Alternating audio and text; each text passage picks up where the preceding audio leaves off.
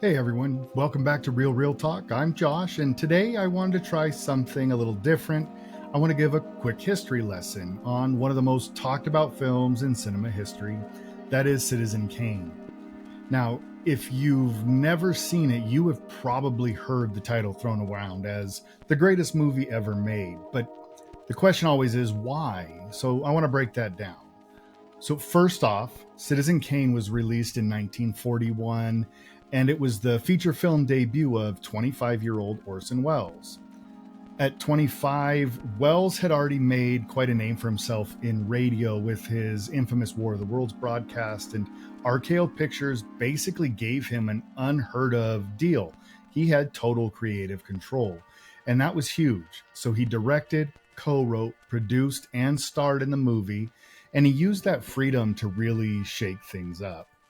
So what makes Citizen Kane stand out, though, is it's not just a story, it's how it was made. Wells and his cinematographer Greg Toland pushed boundaries with things that today in films we take for granted, like deep focus, where everything in the frame, foreground to background, is in this sharp focus. It created layered visual storytelling that was revolutionary at the time. They also used creative lighting, low angle shots that required cutting holes in the floor, and a bold, non-linear storytelling that jumped through time. This was a decade before that became trendy in film. And speaking of time jumps, Citizen Kane opens with the death of its main character, Charles Foster Kane, and then unfolds through memories of people who knew him.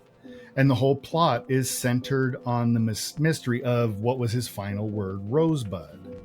This kind of fractured memory-based storytelling was way ahead of its time, and it influenced generations of filmmakers, from Martin Scorsese to Christopher Nolan.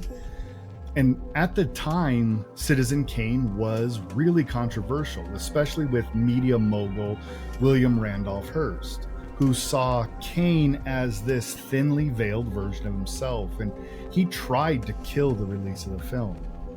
It ended up not doing great box office, but over time, critics and filmmakers both began to really recognize its influence. It topped Sight and Sound's greatest films of all time list for 50 years straight, and that's not nothing. It was also the top film on the AFI, American Film Institute's top 100 films of all time. So, is Citizen Kane still the greatest film of all time? That is really up for debate, but I think there is no question it changed cinema forever, stylistically, structurally, creatively. It's not just a film, it's a turning point in film. Please like, subscribe, follow, and thanks.